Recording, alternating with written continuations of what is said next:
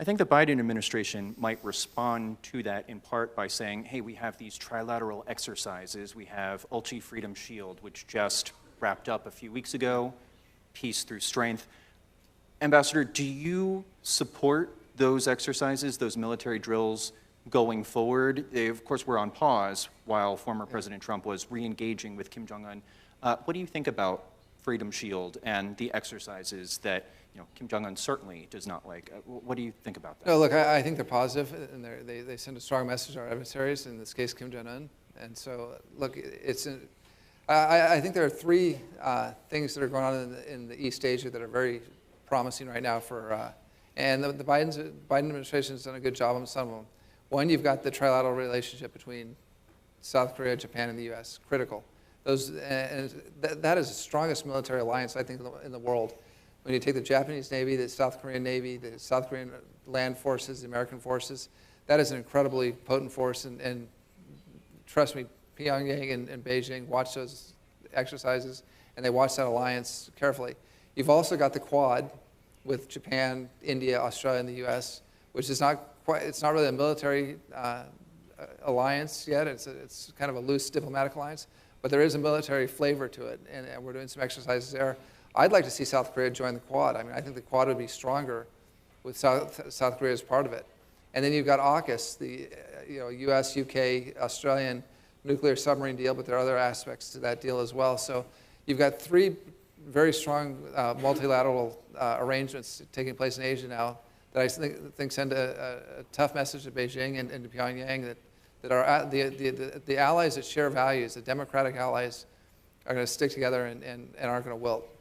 In that vein, do you have any thoughts on whether the Trilateral Alliance between South Korea, the United States, and Japan will survive changes of leadership? We're going to have a new Prime Minister of Japan in about 3 weeks' time.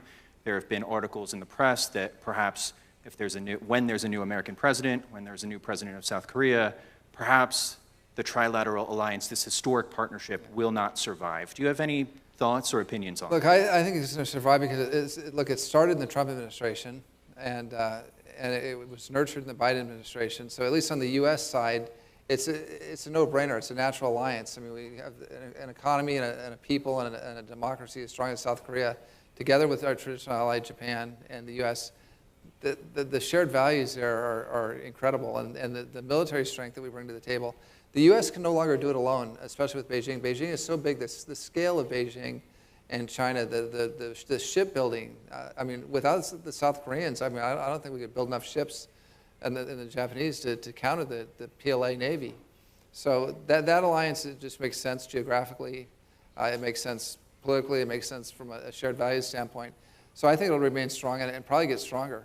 And I'm not making a prediction now, but I could see it formalized in a treaty at some point.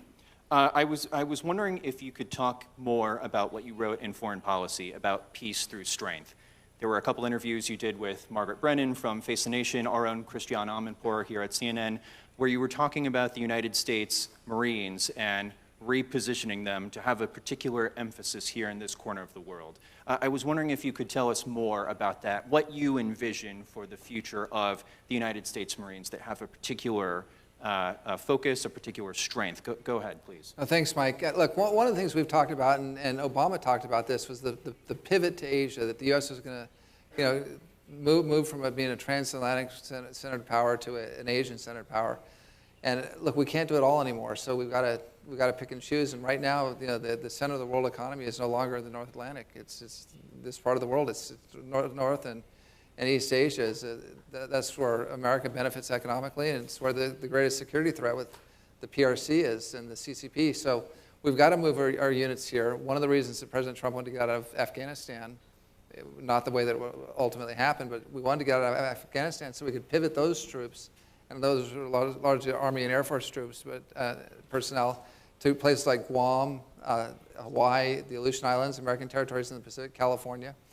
But what I said in Foreign Policy magazine is that, look, the Marine Corps is well suited for the Pacific region. I mean, they of course gained their greatest fame in the island campaigns in World War II.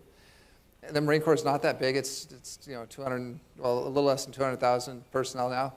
We had to take the combat force, the tip of the spear of the Marine Corps, and move that out of the Middle East and Europe the Army can cover that, and the Air Force can cover those places, and put an expeditionary Marine Corps presence in the Pacific far more extensive than it is now.